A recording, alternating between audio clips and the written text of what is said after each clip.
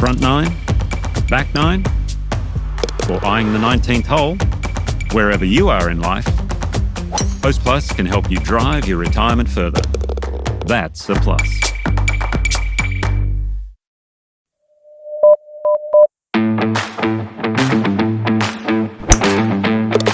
Welcome to Talk Birdie To Me with former world number 16 Nick O'Hearn and Tour Pro Mark Allen, live from Titleist and FootJoy headquarters. And thanks to our great partners, Host Plus, the official retirement partner of Talk Birdie To Me.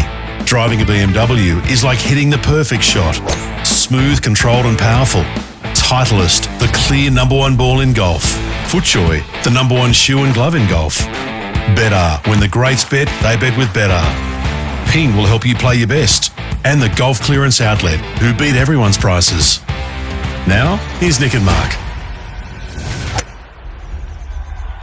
G'day everybody, welcome to the program. This is a Talk Birdie To Me Mini, and I've got a new cup. Have a look at that. It's even got my name on it. That You got your name on it? Yes. Oh, yeah, I did You too. got one too. What about you, Dad? Did you get a cup? Yes. Very good, I've got one here as well. It's there it is there, and it's got Dan on it. Who did this for us, Tracy? Well, I think so. I think this is from Tracy, who is Wolfpacker Darren Murphy's wife. I think so. I'm not 100% sure. Can we sell them for merch? No. Okay. Well, It's got your name on it. yeah, I know. But there'll be another Mark out there who watches the program or listens to the program. Now, Dan, this is a mini. This is a mini? And I've been told it somehow involves Colin Montgomery. Well, it does. We got a message from Wolfpacker Troy, Yeah. and Troy has a story about Monty that he would love to share. I'm in. Yeah, I'm well, in, you're baby. I'm Any in. Monty story is good. So, I'm in. and I think I've got a feeling this one's going to be a bit of a cracker. Right, let's say hello to Troy. Let's Where push is this he? button here. There we go. There's Troy. G'day, Troy. Hey, Troy. G'day, Nick and Mark. How you doing? Very well. You got our attention. I'm dying to hear this story. But first, before you go, what sort of a golfer are you?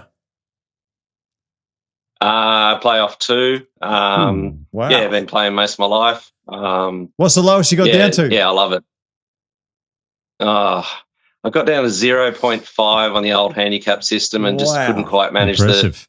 the 0.4. And then I've got to sort of 0.5 a couple of times since and stalled there. So Wow. yeah, haven't quite cracked the exact definition of scratch, but yeah, just sort of hung around sort of low single figures most of You're my a life. mighty player. Whereabouts do you play? Play up the Central Coast now of New South Wales, but I've played most of my life at Asquith in the north of Sydney. So Yeah, right. yeah, pretty much joined there when I was about 13 and played there most of my life. I love it there. It's a great place. Well, you're a fabulous golfer. Let's see if you're a fabulous storyteller, because I want to hear this Colin Montgomery number. Easy built it up. There's a bit of pressure. So yeah, look, a bit of a story about Monty, but it also ties into the discussion you were having recently about how much you pay caddies. So back in November of '92, I was obviously a keen golfer, but was just finishing up my last HSC exam just to finish school, Right. and I had a plan to leg it across Sydney from where I live up in the northern suburbs over to the Lakes Golf Club. Hang on. Wanted to get over to the practice grounds and see if I could jump on someone's bag for the week. Don't tell me. So Don't tell me. You're my man. Well, I got over there and found someone on the grounds and yeah, got on a bag for the week. Was pretty stoked, and my guy made the weekend actually. So I wasn't really expecting that. You know, you kind of think as a bit of a nobody, and you're jumping on someone's bag who doesn't have a caddy. You don't really expect him to make the weekend, but he did. Was playing great. Yeah, we got to the third round, and my bloke was paired with Monty, and I'm thinking, geez, like here's me, I'm this 17-year-old kid, and I'm going to get to walk the fairways with Monty. I thought, geez, this is No way. I've been wondering where you've been. I've been telling this story for so long, Troy. But keep going. Keep going. So anyway, look, Troy was your as you'd caddy. expect, Monty was a pretty sullen fella. You know, there wasn't any chit chat from him. There was a lot of huffing and puffing and slumped shoulders and sighing and grumpy looks. I do remember his caddy though, Alistair, I think his name was. Al. And I remember, Al.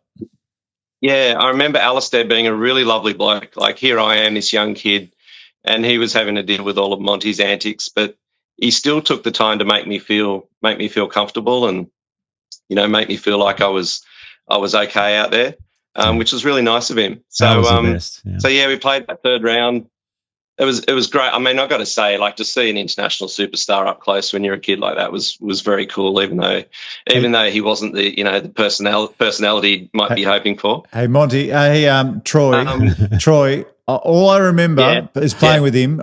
You and I were just we had our mouths open because that was a really windy day and it was a really windy week. And you might remember this, but you and I were the only pair that week who didn't have a round over par.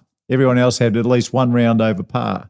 And it was a very windy week. I like how you're saying we. This is great. I'm all about golf is a team game. And Troy and I, God, I even forgot your name, Troy. I mean, this is such a surprise to me. I mean, I ended up working out in the end. It's so great to reconnect with you. What's that show? This is your life. This is like when you see this. You know what it's like for me? It's like when a mum lost touch with one of the kids and they found the kid somehow. This is what it's like. But I remember that first tee, and that was the windiest day. I mean, it was into the wind, and I hit my rotten thing, and he threw that ball on the ground and hit a driver off the deck, and I looked at you. I didn't know whether you realised or not at that stage. I didn't realise that you were a good player. But geez, it's nice to talk with you, lad. It really is. I call you a lad. How old are you now? I don't want to make you feel too old, mate, but I'm 50, nearly 51. Yeah, there you go. So I was 20. I was 22 and you were 17. There you go. Unreal. Yeah. It's I mean, you've obviously worked it out very quickly there, Mark. But I'm flattered that you've used the terminology "we," and I'm also flattered that you remember me as well. Okay. Yeah, it was a great experience. I mean, it was very windy, as you said, and geez, Monty was a flusher. I mean, he might not be the most popular bloke in the world, but yeah, geez, he flushed it. It was pretty impressive. He was a flusher. I've got two questions for you, Troy. Yeah. First one is, what was the best thing about working for Mark? And the second one is, what was the worst thing?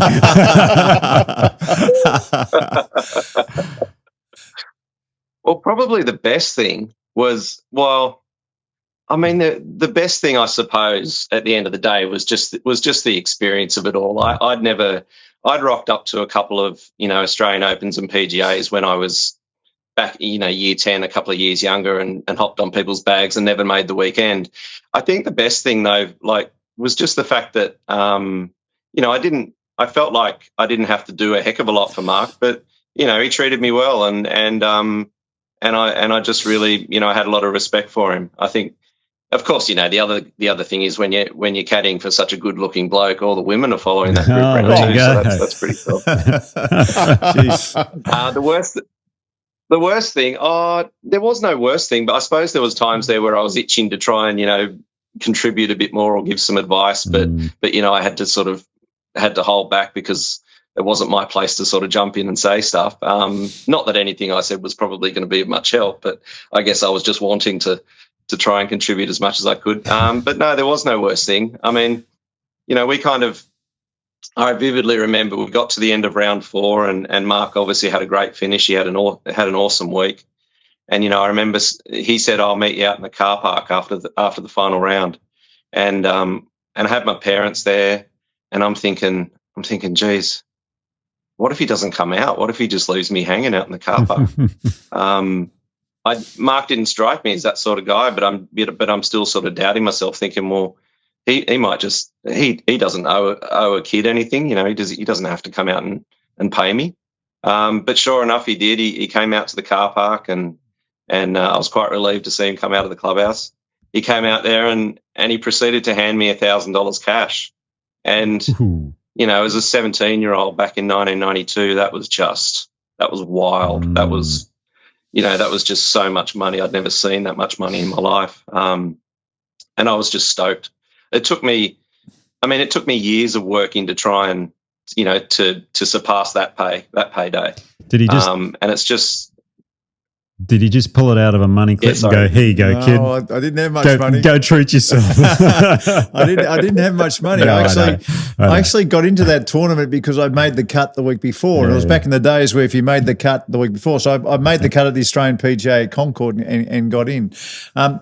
I want to know if you remember this one, okay? Because this I always tell about the Monty story, but the best thing that happened that week was we were in that. I forget what day it was, but Raymond Floyd was playing behind us, and on the 16th hole at the Lakes, my ball was close to the fairway trap. I kind of necked it down there with the driver because I was using the wooden club. I mean, I was still using wooden clubs in 1992, so I had a wooden driver and I necked it down there. And for whatever reason, Raymond Floyd's group had to hit up on us on the 16th. I think that some people in front, there was something happened. Anyway, so we were told that Raymond had to hit up. So anyway, I'm waiting for him. I didn't realise what sort of a lie I had, right? So they hit up. We still had to wait for the group in front. Anyway, I finally get to the ball and I had my left foot was okay, but my right foot was in the trap. I had a tippy toe in the trap. I had a 2-iron into that green across water. And I also remember Raymond Floyd was now watching me because he'd driven over to that side. So do you remember this? Do you remember this? Yeah, I do. So I don't remember there being a fairway bunker on 16. No, it was on the left. Okay. It was on the left-hand side. So I had one tippy toe and I had a 2-iron and I had a 4-club wind. And I remember hitting that shot to 5 feet. Oh, it was the best shot I ever hit in my professional career by a million miles. And we hold the putt. We hold that putt, Troy. And then that was the putt. We hold that. And I knew I was right. I knew I was right. No, it was 15. It was the 15th hole. I was going to say. Okay. Yeah, the 16's a par 3. Yeah, it's the 15th hole. The par 5 over the water. Over the water, over to the left. Yeah. And I remember that was an amazing shot. Did you look at Ray and say, did you see that, Ray? Ray gave me a nod. Ray gave me a nod. Gave you a nod and a wink. He was like, great shot. Yeah. He gave me the great shot nod. Beautiful. Look, I'm absolutely. You kept this like this is a real idea. I had no idea, Troy, and I'd often thought about where you were and what you meant to me that week, and all the stuff, like the stuff that happened to us that week, was off the charts. It was exciting for me, and you were a sensational caddy. Well, that really means a lot, Mark. I know it was one of the better weeks of your career, but to hear you say those words, I'm very flattered. I didn't quite expect you to even maybe remember who was caddying for you that week or any of that sort of detail. So I'm very, very flattered. Thank you.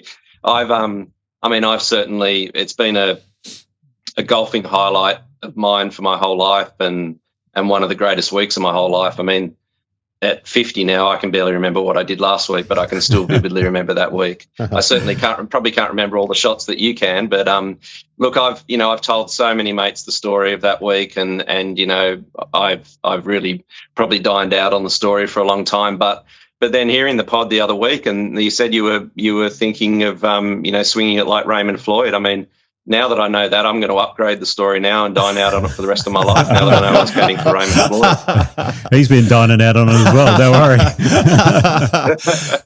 Look, I do a lot of sportsman's nights and talk at lunch, and you get a big rap. You get you're a big part of my story that now week. You know, and this will add to it. Yeah. Can you remember the chip in when we played with Monty on the last first? day? Yeah, we chipped it. Yeah, we like that story. He's gone flush.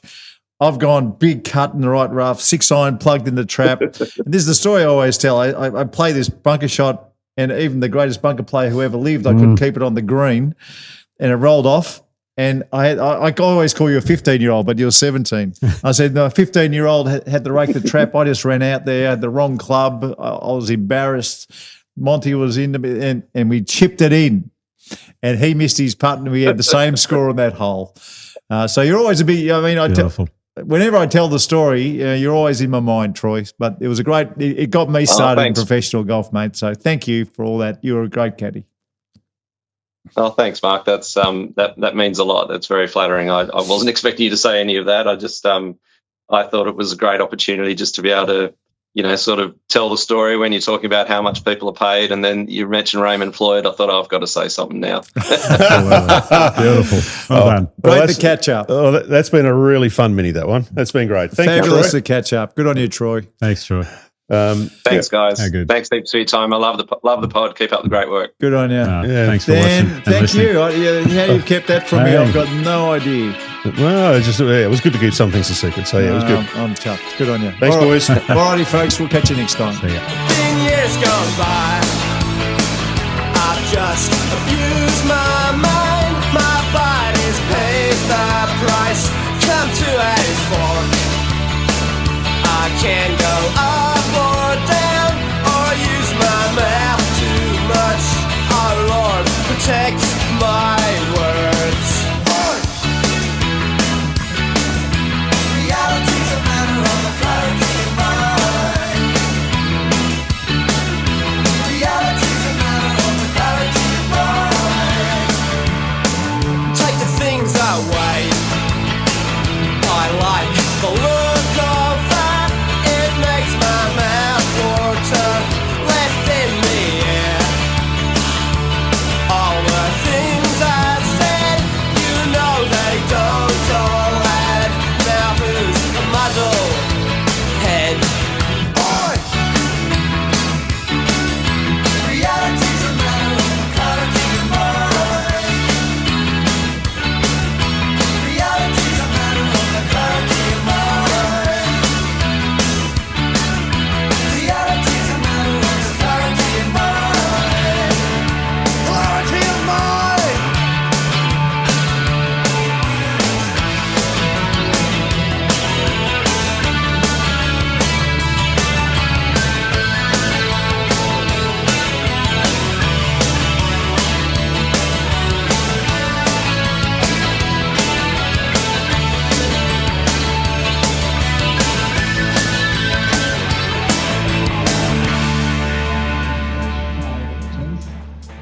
And it gets hit well.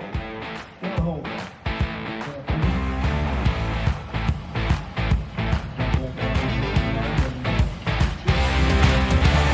Talk Birdie To Me with Nick O'Hearn and Mark Allen. Live from Titleist and FootJoy headquarters. Titleist, the #1 ball in golf. FootJoy, the #1 shoe and glove in golf. The Golf Clearance Outlet, they beat everyone's prices. BMW, luxury and comfort for the 19th hole. Better, ahead of the game. Ping will help you play your best. And Host Plus, they can help you drive your retirement further. Now that's a plus. Issued by Host Plus Pty Limited. This is general advice. Consider the PDS and TMD on our website before deciding. Wherever you listen or watch, we'd love you to subscribe and share the pod with a friend. Talk Birdie To Me's executive producer is Dan Bradley at Kaizen Media. Sound design by Daryl Misson at loudzebra.com. And now from Titleist and FootJoy headquarters, that's been Talk Birdie To Me.